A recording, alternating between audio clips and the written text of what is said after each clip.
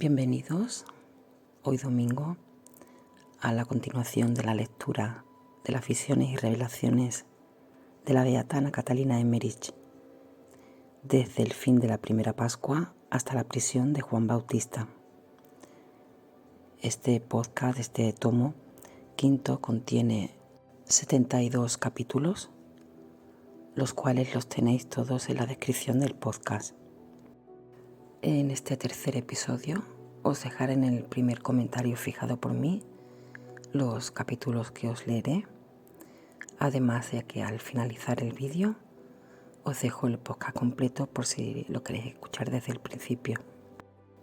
Espero que os guste y antes de comenzar, para que esta lectura me salga bien y la podáis escuchar sin interrupción, vamos a invocar al Espíritu Santo. En el nombre del Padre, del Hijo y del Espíritu Santo. Amén. Oh Espíritu Santo, amor del Padre y del Hijo, inspírame siempre lo que debo pensar, lo que debo decir, cómo debo decirlo, lo que debo callar, cómo debo actuar, lo que debo hacer para gloria de Dios, bien de las almas y mi propia santificación. Espíritu Santo, dame agudeza para entender, capacidad para retener, método y facultad para aprender, sutileza para interpretar, gracia y eficacia para hablar. Dame acierto al empezar, dirección al progresar y perfección al acabar. Amén. En el nombre del Padre, del Hijo y del Espíritu Santo. Amén. Capítulo 10. Los mensajeros enviados por Lázaro. Llegaron mensajeros enviados por Lázaro para prevenir a Jesús de los espías que los fariseos de Jerusalén habían enviado a Dama. Estos mensajeros eran los hijos de Juana Chuza y de Serafia, que después se conocerá como la Verónica. Los discípulos, aprovechando una pausa, llegaron a estos mensajeros ante Jesús, el cual respondió que no se inquietasen por él, que debía cumplir su misión y que agradecía la atención. Los espías enviados por los fariseos de Jerusalén y los contrarios de Adama estaban arriba en la montaña. Jesús no habló con ellos, pero mientras enseñaba, dijo en alta voz que le espiaban y le perseguían. Añadió que no conseguirían impedirle que cumpliera lo que su Padre Celestial le había encomendado. Les dijo que pronto volvería para anunciarles la verdad y el reino. Se habían congregado muchas mujeres con sus hijos y les pedían la bendición para estos. Los discípulos estaban preocupados. Pensaban que Jesús no debía hacerlo por causa de los espías presentes. Jesús rechazó sus temores. Dijo que la intención de las mujeres era buena y que los hijos serían mejores, y pasó por la fila de ellas, bendiciéndolos. Duró el sermón hasta la tarde, desde las 10 horas, y luego fue ordenando el pueblo para la comida. A un lado de la montaña había cierto número de parrillas donde se podían asar los pescados. Reinaba un orden admirable. Los habitantes de cada ciudad se sentaban juntos, aún los de la misma calle y entre ellos los de la misma familia o vecinos. Cada grupo de una calle tenía un encargado para buscar los alimentos y repartirlos. Los comensales tenían cada uno, o uno para varios del grupo, una especie de cuero enrollado, que abierto servía de fuente, y tenían también instrumentos de mesa como cuchillos de hueso y cucharas, que llevaban consigo unidos por el cabo. Algunos llevaban recipientes hechos de calabazas, otros de corteza, y tomaban el agua de los odres. Otros se hacían estos vasos allí mismo o en el camino con mucha facilidad. Los encargados recibían los alimentos de manos de los discípulos, que repartían una porción para 4 o 5 comensales, a los cuales ponían panes y pescados sobre los cueros que tenían delante. Jesús bendijo los alimentos antes de ser repartidos. Hubo también aquí una multiplicación de alimentos, pues no hubiese alcanzado lo que se tenía preparado para los millares que acudieron al sermón de Jesús. He visto que cada grupo no recibía sino una pequeña porción, y a pesar de esto, al terminar todos quedaron satisfechos, y sobró aún mucho, que fue recogido por los pobres en canastos y llevados a sus casas. Había allí algunos soldados romanos de paso por la ciudad, y de esos que Léntulo tenía a sus órdenes o que le conocían. Quizás habían sido enviados por él para traerle noticias de Jesús. Se llegaron a los discípulos y pidieron algunos de los panes bendecidos por Jesús para enviárselos a Léntulo. Recibieron esos panes que guardaron en saquitos que traían sobre sus espaldas. Cuando terminó la comida ya había oscurecido y se necesitaron antorchas para andar. Jesús bendijo al pueblo y abandonó con sus discípulos la montaña. Se separó luego de ellos. Los discípulos tomaron un atajo para llegar a Betsaida y Cafarnaúm, y Jesús con Saturnino y otros se dirigió al sudoeste, a una ciudad cerca de Berta, que se llama Cedad, y pasó la noche en un albergue fuera de la ciudad. Capítulo 11. Jesús se dirige a Cafarnaúm por Gateper. Vi a Jesús la noche del lunes al martes, caminando por la montaña con Saturnino y otros discípulos. Jesús andaba solo y rezaba, y los discípulos le preguntaron la razón. Él les habló entonces de la oración en común y de la oración a solas. Les trajo una comparación de serpientes y escorpiones. Si un niño pide un pescado, no le dará al padre un escorpión. Este mismo día le he visto sanar enfermos y exhortar en casa de pobres pastores. Lo mismo hizo en la ciudad de Gateper, patria de Jonás, donde vivían algunos parientes de Jesús. Sanó enfermos en esta ciudad y por la tarde se dirigió a Cafarnaúm. Cómo era de incansable Jesús y cómo obligaba también a los discípulos al trabajo de continuo. Al principio quedaban completamente rendidos. ¿Qué diferencia veo con lo que pasa hoy en día? Estos discípulos tenían que seguir a las gentes cuando iban por los caminos, catequizarlos o invitarlos a los sermones de Jesús. En la casa de María, en Cafarnaúm, estaban ya Lázaro, Obed, los sobrinos de José de Arimatea, el novio de Caná y otros discípulos. Además, habían llegado 7 de las santas mujeres, parientes o amigas de María. Todos esperaban a Jesús. Salían y entraban y miraban a lo largo de los caminos para ver si llegaba. Acudieron también discípulos de Juan, trayendo la noticia de que había sido tomado preso, lo cual causó gran tristeza en todos. Los discípulos fueron al encuentro de Jesús, no lejos de Cafarnaúm, y le dieron la noticia sobre Juan. Jesús los tranquilizó y se fue a donde estaba su madre, sola. A sus discípulos les había mandado que le precedieran. Lázaro salió a recibirle y le lavó los pies en el vestíbulo de la casa. Cuando Jesús entró, los hombres se inclinaron profundamente. Él los saludó y yendo hacia su madre le dio la mano. Ella se inclinó con mucho amor y humildad. No había aquí nada de echarse en los brazos. Reinaba una sencilla renuncia a esos extremos. Todo era amor, cariño y bondad interiores que llenaban los corazones. Después fue Jesús hacia donde estaban las otras mujeres, las cuales, veladas, se hincaron delante de Jesús. En estas ocasiones, cuando llegaba y cuando partía, solía bendecir a todos. Después vi preparar una comida. Los hombres estaban aparte en las mesas y en el otro extremo estaban las mujeres con las piernas cruzadas.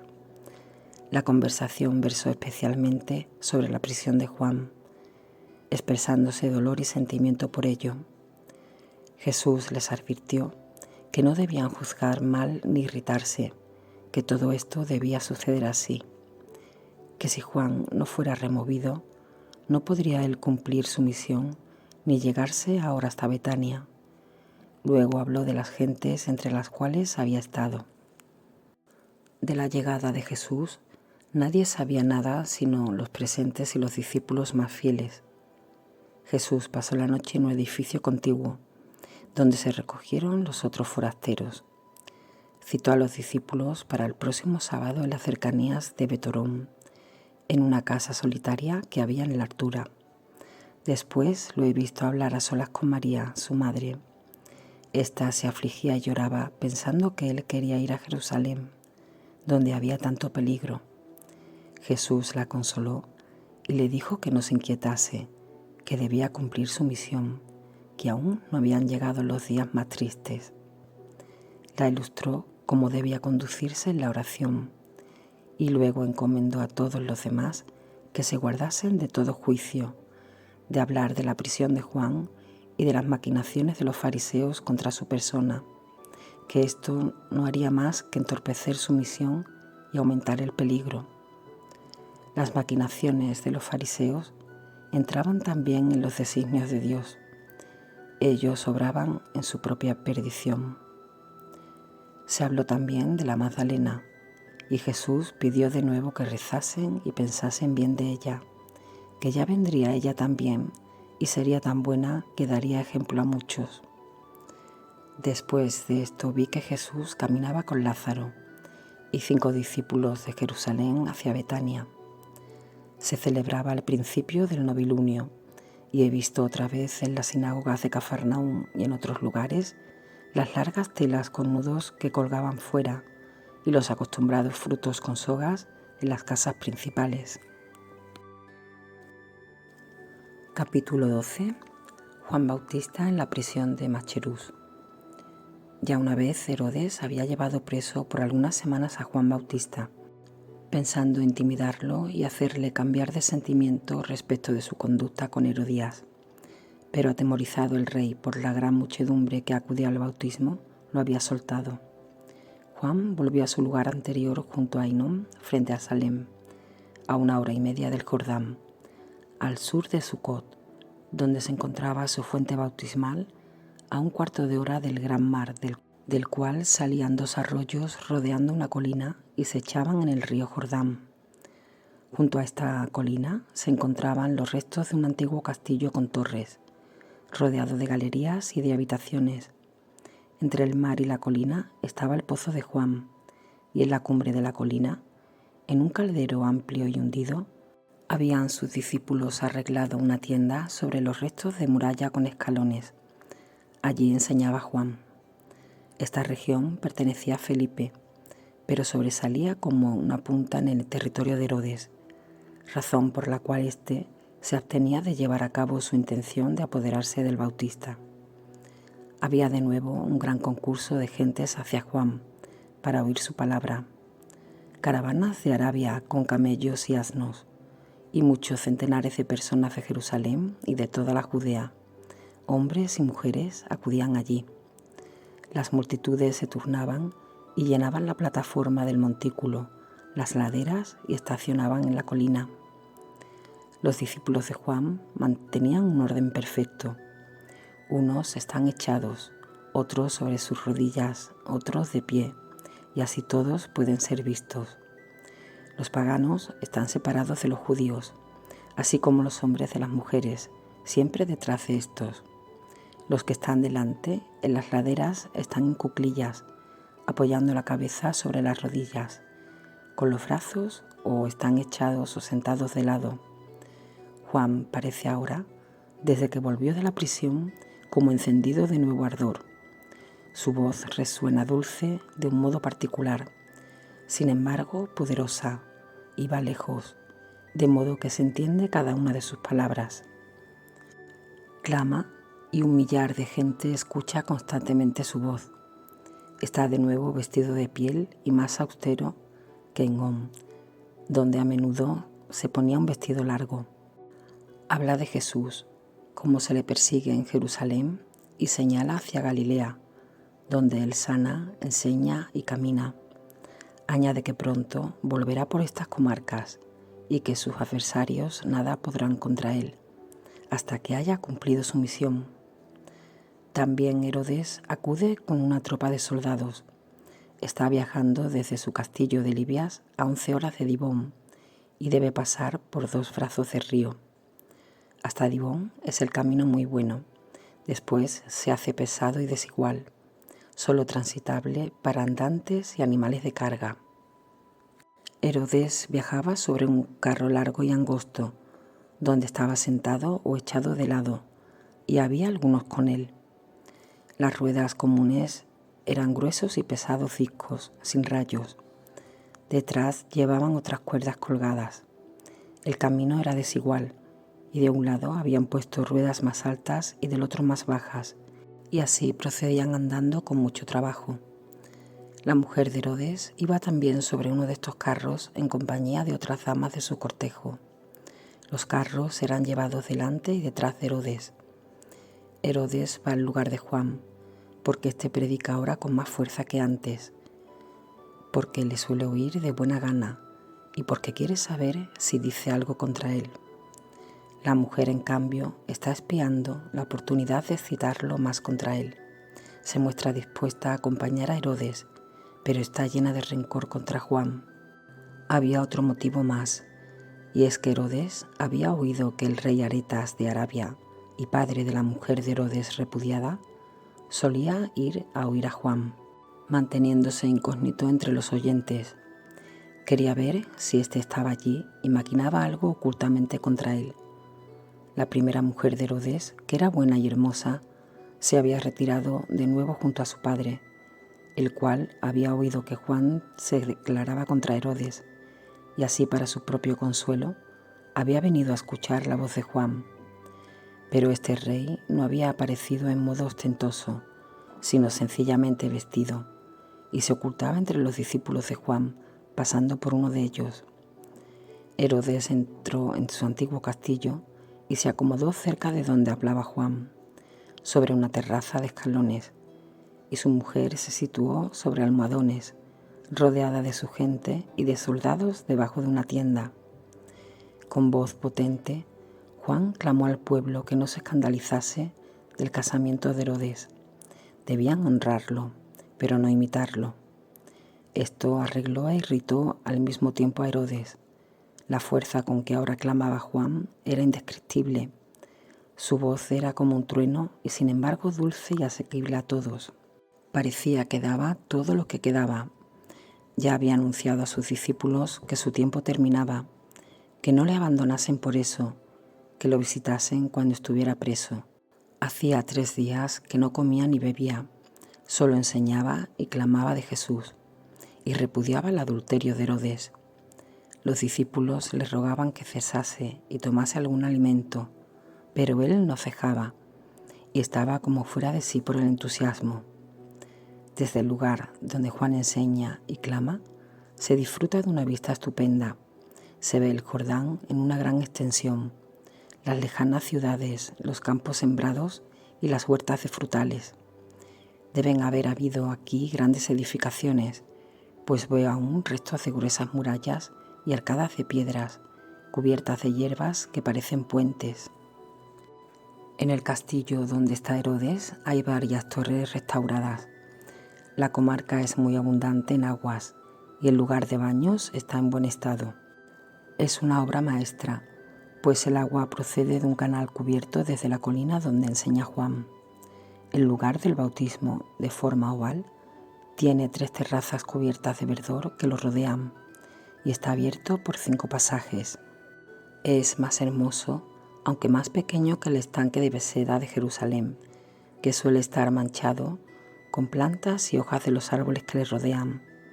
La fuente del bautismo está detrás de la colina y detrás de esta, quizás a unos 150 pasos, hay una gran laguna con muchos pescados que veo salir a flote, vueltos hacia Juan, como si quisieran oír su predicación. Veo aquí pequeñas barcas de árboles ahuecados para apenas 2 hombres, con asiento en el medio para poder pescar. Juan se alimenta mal y aun cuando está en compañía de sus discípulos come muy poco. Ora solo y de noche con la mirada fija en lo alto del cielo. Sabía que su prisión era inminente, por esto hablaba con este ardor y había despedido a sus discípulos. Había clamado y enseñado a Jesús con voz más poderosa que nunca. Decía: Él viene ahora y yo debo irme. A Él deben acudir todos. Yo seré quitado muy pronto. Les echaba en cara que eran un pueblo rudo y de duro corazón, que considerasen lo que había hecho para preparar los caminos del Señor. Había hecho puentes y caminos, removido piedras, hecho fuentes y dirigido las aguas hasta allí. Había sido un trabajo pesado, con tierra infecunda y dura, con rocas ásperas y nudosos troncos, que había tenido mucho que hacer con el pueblo, de dura cerviz, grosero y protervo, que aquellos, en fin, a quienes había podido ablandar y mover, fuesen ahora hacia Jesús, que era el amado Hijo del Padre. Aquel a quien Él admite será tomado, y aquel a quien Él deseche será desechado.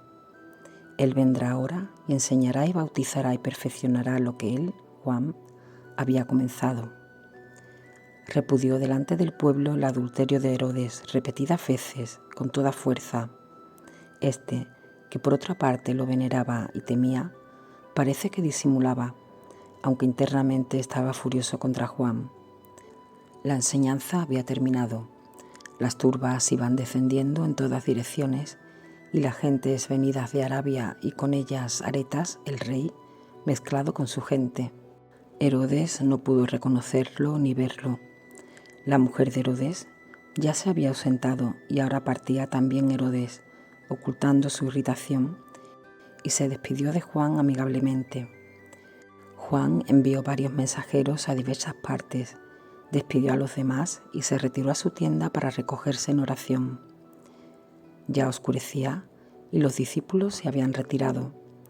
De pronto unos 20 soldados rodearon la tienda de Juan, mientras otros mantenían guardia en otros lados. Unos después de otros entraron en la tienda. Juan declaró que los seguiría sin resistencia, pues sabía que su tiempo era llegado y que debía dar lugar a Jesús. No necesitaban ponerle ligaduras, pues él iba a seguirlos voluntariamente, que lo llevasen sin hacer ruido. De este modo, los 20 hombres se alejaron de allí con Juan. Juan llevaba solamente su piel de camello y su bastón de caminante. Se aproximaron, sin embargo, algunos discípulos cuando lo llevaban. Juan, con una mirada, se despidió de ellos y les dijo que lo visitasen en su prisión. Empezó a juntarse la gente, los discípulos y muchos otros, y decían: «Se llevan a Juan». Se oyó entonces un clamor de llantos y de quejas. Querían seguirle y no sabían qué camino habían tomado, pues los soldados se habían apartado del sendero acostumbrado y seguían otro completamente nuevo, en dirección al sur. Se levantó un gran clamoreo, llantos y gemidos. Los discípulos se desparramaron en todas direcciones y huyeron como en la prisión de Jesús. De este modo se esparció la nueva por todo el país de la Palestina. Juan fue llevado primero a una torre de Esebón. Los soldados habían caminado con él durante toda la noche. A la mañana vinieron otros soldados al encuentro de estos, pues ya se habían hecho público que Juan estaba preso y la gente se reunía aquí y allá. Los soldados que lo llevaron eran una especie de guardia de su real persona.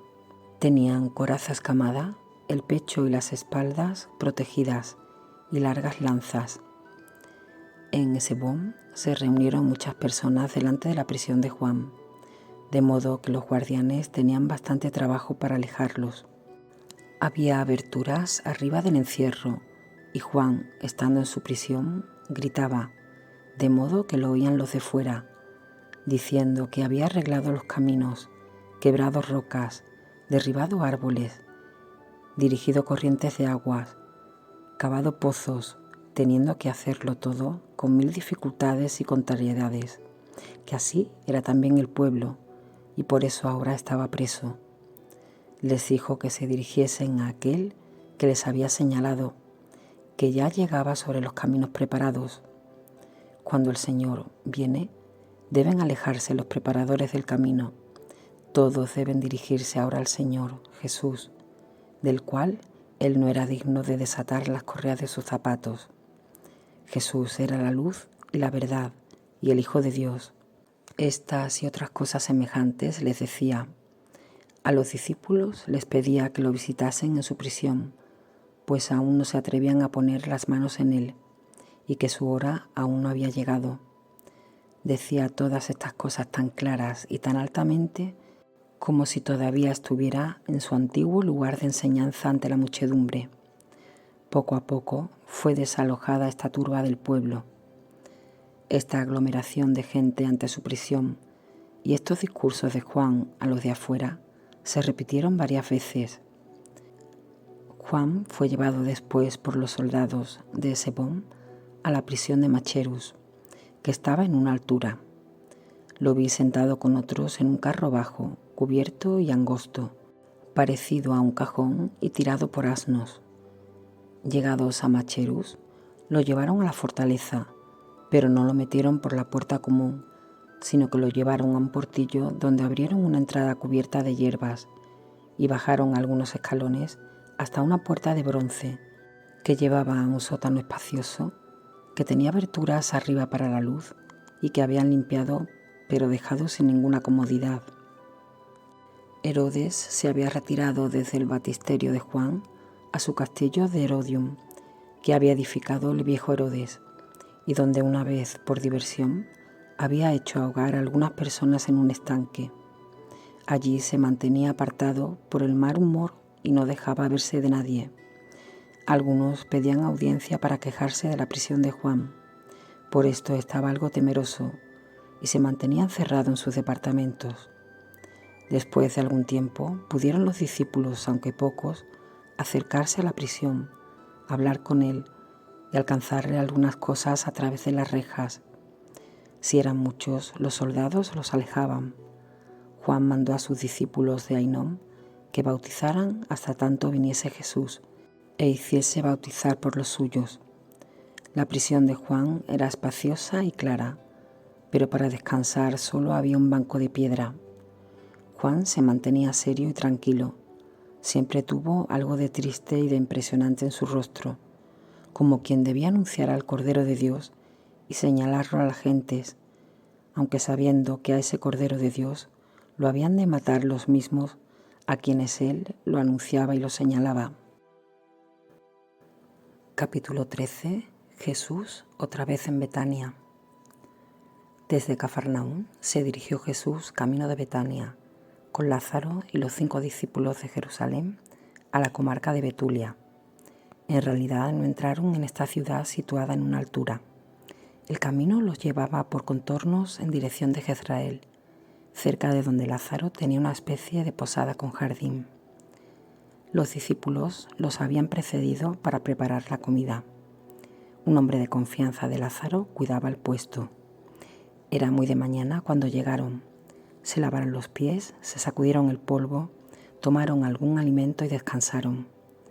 Desde Jezrael pasaron un riachuelo y dejando a Sichópolis y a Salem a la izquierda, atravesaron la ladera de una montaña en dirección del Jordán.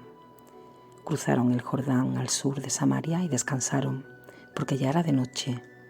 Algunas horas en una altura a orillas del Jordán, donde vivían unos buenos pastores. Antes de amanecer, estaban ya andando entre Gilgal y Ai, a través del desierto de Jericó. Jesús y Lázaro marchaban juntos. Los discípulos habían tomado otro camino, adelantándose algún tanto. Jesús y Lázaro anduvieron todo el día por caminos solitarios y no entraron en ninguna población ni albergue, aunque Lázaro tenía algunos en estos lugares poco poblados. Pocas horas antes de llegar a Betania se adelantó Lázaro y Jesús siguió solo su camino.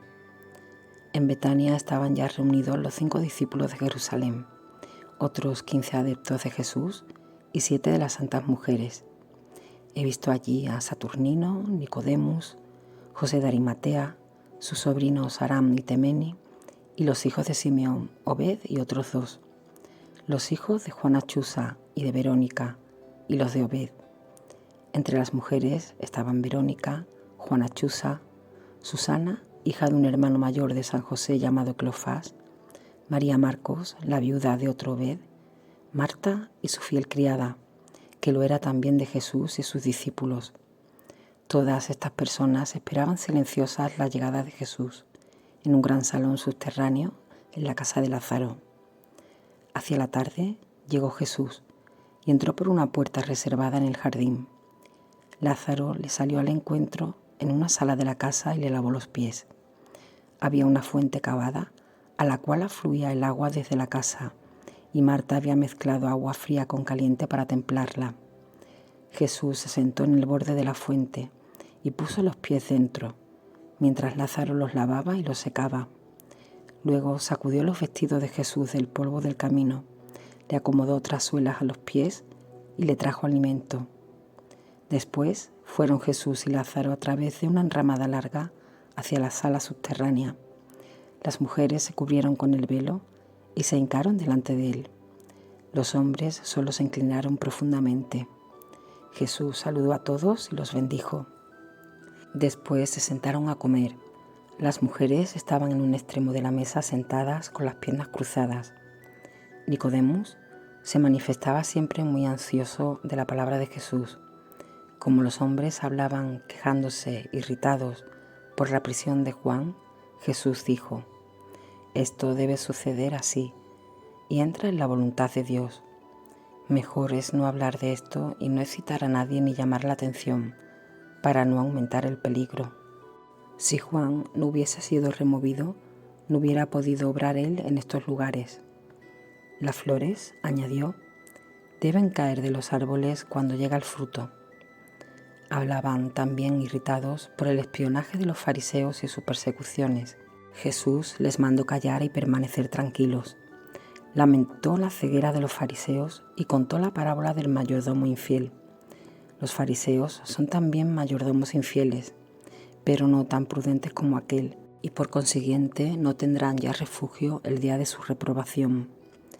Después de la comida pasaron a otra sala donde ya estaban las lámparas encendidas, y Jesús guió las oraciones, porque se celebraba el sábado. Habló aún con los hombres y luego se retiraron a descansar. Cuando todo estaba en silencio y todos dormían, se levantó Jesús secretamente, sin que nadie lo notara, y se fue a la cueva del huerto de los olivos, donde más tarde, antes de su pasión, sudó sangre. Jesús rogó varias horas a su Padre Celestial, pidiéndole fuerzas para su misión. Antes de rayar el alba, volvió a Betania sin ser notado. Los hijos de Obed, que eran servidores del templo, fueron con otros a Jerusalén. Los demás permanecieron quietos en casa y nadie se enteró de la presencia de Jesús en Betania. Jesús habló hoy, durante la comida, de sus viajes a la ciudad de la Alta Galilea, a Mead, Adama y Seleucia, y como los hombres hablaron con vehemencia contra las sectas, les reprochó su dureza en juzgar y les contó la parábola de un hombre que había caído en manos de los ladrones en el camino de Jericó, y cómo un samaritano se compadeció más de este infeliz que los levitas. He oído varias veces esta y otras parábolas, pero siempre con nuevas aplicaciones. Habló también de la suerte y del fin de Jerusalén. De noche, mientras todos dormían, fue Jesús de nuevo a la huerta del huerto de los olivos a rezar. Derramó muchas lágrimas y tuvo gran miedo y turbación. Era como un hijo que se dispone a emprender una gran obra de su padre y que antes se echa en los brazos de su padre para recibir consuelo y fuerza.